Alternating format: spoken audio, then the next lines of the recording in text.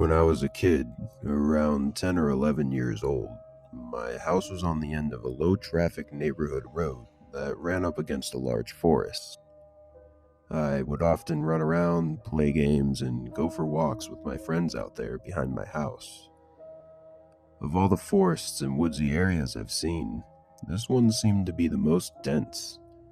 The trees were so close together at some parts of the forest it was hard to walk next to a friend without having to constantly move behind or in front of them to pass between two trees. Anyways, it was a regular Friday night, and I invited my best friend over to hang out, since there was no school tomorrow. By the time he came over, the sun was beginning to set. Still, we wanted to hang out in the woods for a while before it got too dark. We grabbed some heavy flashlights just in case and headed for the trees. We walked for maybe 10 or 15 minutes before finding a fallen tree which we sat on and just talked. This was one of our favorite things to do, just sit in the woods and talk about whatever we felt like. I'm not quite sure how long we were actually sitting there, but we definitely got lost in the conversation for a while, because when I finally looked up, the forest was almost completely covered in darkness. Initially, neither of us were too nervous, as we knew our way around the forest, and we figured we would just start heading back before it got pitch black.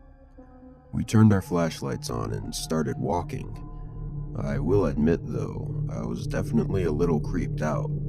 It was almost completely silent other than the crunch of the leaves from our footsteps, and we could only see a few feet ahead of us because of the dense trees blocking the view. After 2 or 3 minutes of walking, we both suddenly stopped, as we both heard the very distinct sound of a person walking slowly across the leaves just ahead of us. They must have been behind some trees, just 15 to 20 feet in front of where we were standing.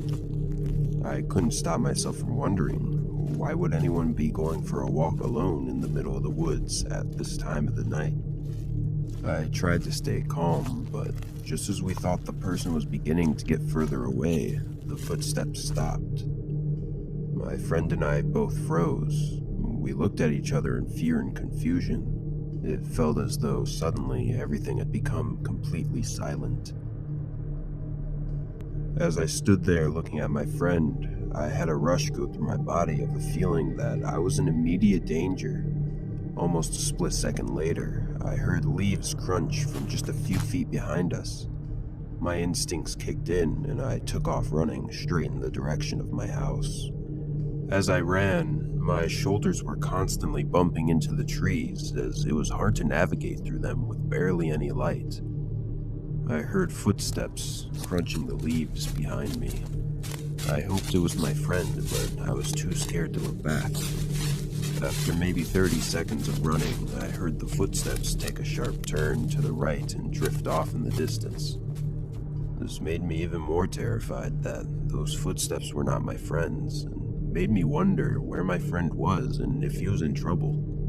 Eventually, I made it to my backyard and immediately went in my house through the back door. I was out of breath. I peeked through the windows, looking to see if my friend would show up, but after a few minutes passed, I began to really worry. My parents came downstairs and asked if I was okay, as they saw the panicked look on my face. As I was telling them everything, the doorbell rang from the front of our house. My dad nervously cracked open the door. My friend immediately pushed the door open and ran inside. He said after I ran, he froze in place, not knowing what to do. He heard 2 sets of footprints go off in my direction after me, and after a few minutes he decided to run towards my house as well. My parents called the police to report the incident, but nothing ever came of it. My friend and I still talk about it to this day, coming up with new theories about what really happened that night.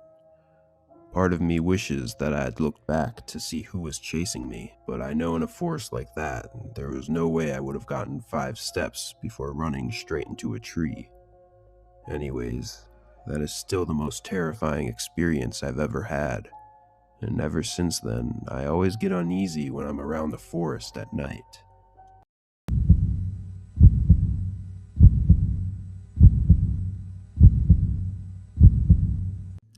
This happened to me just a few weeks ago, and it hasn't left my memory since.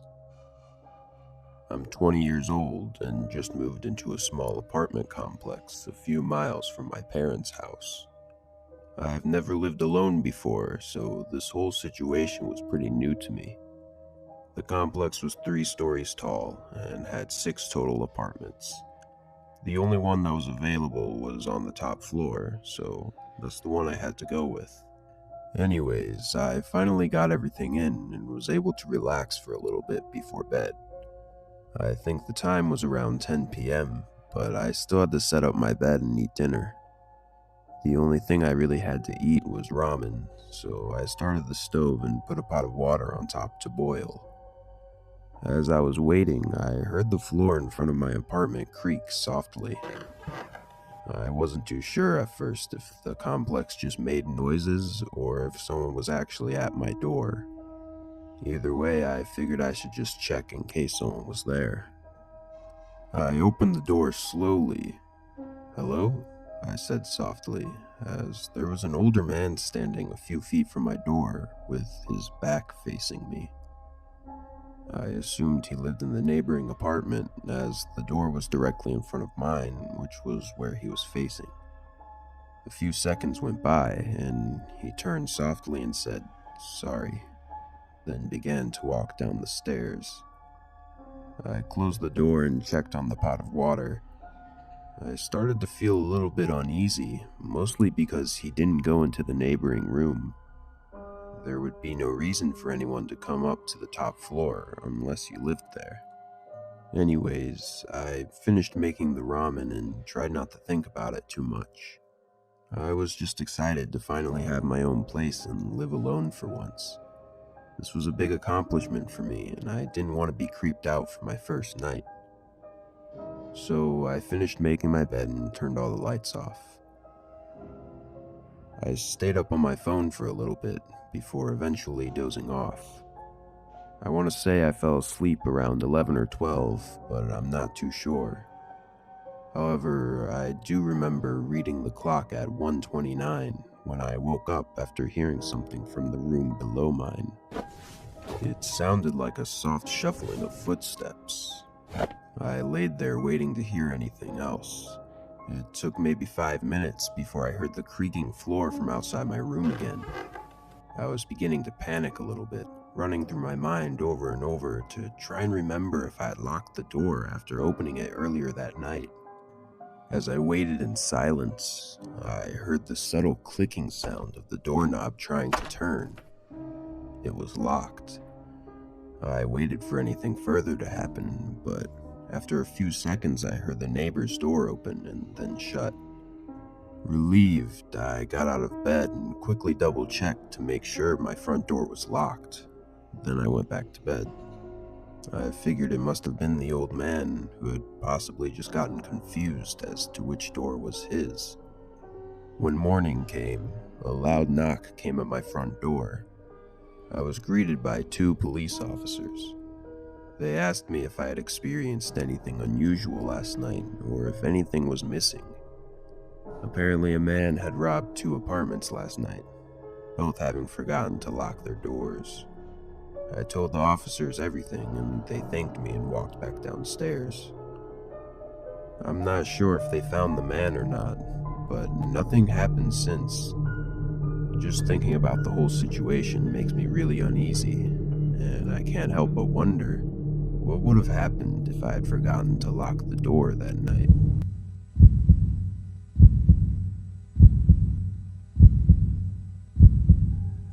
It was a Saturday night. My friends and I were getting ready to go see the opening act at a local bar's music night.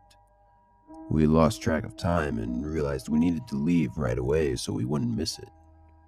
I hurried and gathered my wallet and keys, and we rushed out of the house and got into my car. Luckily, we got to the bar just in time to see the show. After a few drinks, I patted my pockets down, and to my surprise, I couldn't feel my phone. I checked every pocket and asked all my friends if they had seen it, but it didn't turn up. They helped me search the bar around all the tables and the areas that we'd been.